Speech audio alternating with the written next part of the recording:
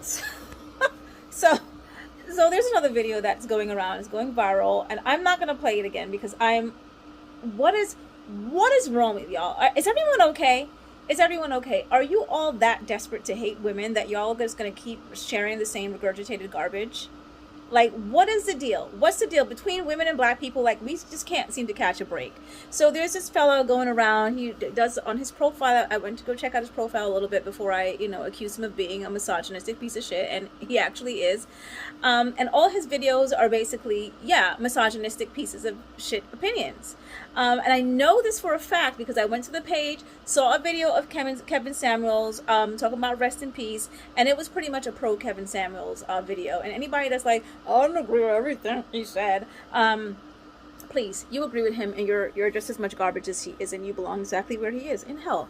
So anyway, I go to the page, and all the videos are pretty much about women, and not necessarily in a good way. I mean, he's very clever at hiding the misogyny by putting it in very very mediocrely crafted raps that is very easily digestible to the layman, right?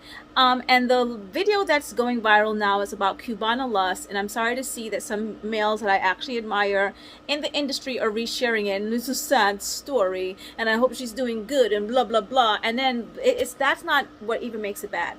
What makes it really, really bad is that the comment section is always anti-woman. This is the reason why I kind of hate the internet sometimes, because it's like, it's very anti-woman. All the things that have happened to Cubana Lust, there's no other responsible parties in it. She's just there. It's all about herself and just how she's basically fallen from grace after being so beautiful. Now, what bothers me about this is that there's so many men in entertainment that have turned to drugs or have had drug addictions, who have also died of those addictions that we do not speak about. Now, a long, long time ago, when DMX passed, and as well as I forget his name, the guy that played Omar on The Wire, Michael something, I forget his name. When he died, there was a lot of sympathy and outpouring of love for both those two. And I made a post on my IG, on one of my IGs, saying how the deaths of those two men prove how much we hate women. Because when Whitney Houston died, and when any other woman dies because of her drug addiction or overdose, the reaction is drastically different. Drastically different. There's obviously outpouring of love. It's not everyone that is talking badly about them. Obviously, you're never going to have everyone doing the same thing all the time. But what shows up in my primary feed and in the pages that I follow when I read these comments, different, totally like just night and day reactions. Sad, go, if you have your suffering, get help, check on your people, blah blah blah blah blah. Whitney died, oh, basically she's a piece of shit and she deserves to die, and she was a crackhead and a crack whore and all of these things. And you see it time and time again. Now, in theory, nothing is wrong with what he's saying about Cubana Lust, but then in theory, everything is wrong with what he's saying about Cubana Lust, okay? Like, first of all, you don't even need to make a video. You can go make a video about DMX. You can go make a video about even the men who have died at the harms of gun violence. You can talk about how sad that is. But there is something innately satisfying about degrading women in different ways. There's something that is delicious and tasty and feeds into our desire to hate women, that really makes you all think that this is profound and revolutionary thinking. There is nothing new to this.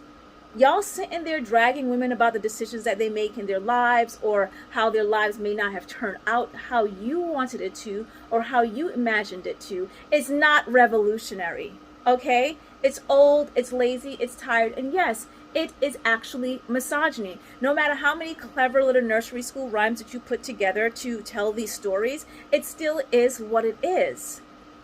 There could be so many other things that we could be doing with our time and our energy that is actually really supportive of the femmes in our lives and in our world that may have quote unquote fallen from grace. But instead we take to social media for clicks and likes, and to be able to get adoration from a bunch of strangers, to feed our tiny little egos.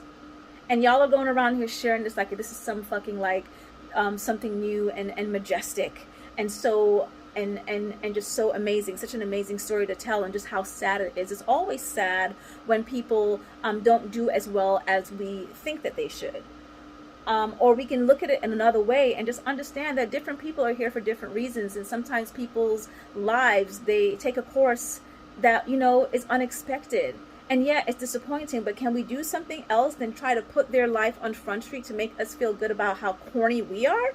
Because this is absolutely brilliantly corny, if nothing else. There's so many men out there in television, in music, in every form of entertainment, in every form of business, in our sports arena, that have died from overdoses or now suffer from addiction, and you will never, ever see videos like this popping up on them.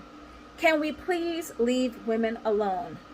If we're gonna like turn into drug addicted users, let us be.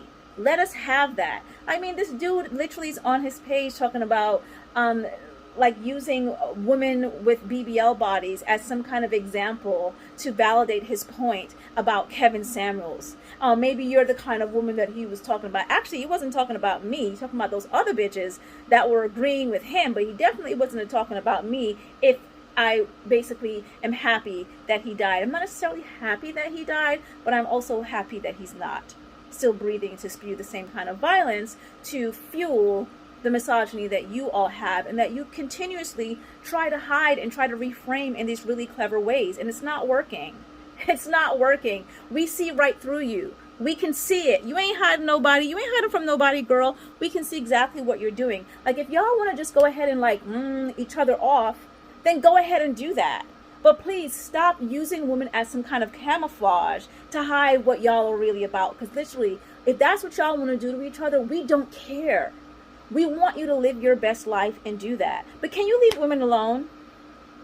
All of his videos. I forget the other woman's name, but she's talking about how just basically chivalry is dead, and how men are not treating women the same as they did like 20, 30 years ago. I got news for you. Yes, they are. I got news for you. Nothing has changed in the world of men and misogyny.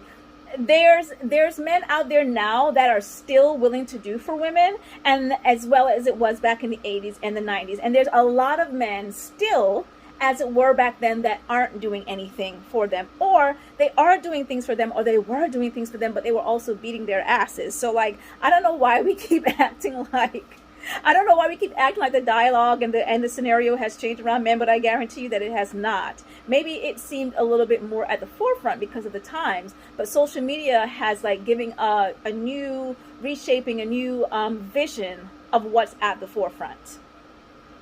Okay, but anyway, this video is less about this portion is less about what she's saying, and it's more about him sitting there talking about basically all our tits are out, and our this is out, and our that's out, and that's why men don't want to do anything for us. Listen, I got news for you. Y'all don't want to do anything for women because you hate women, and you're all so fucking broke.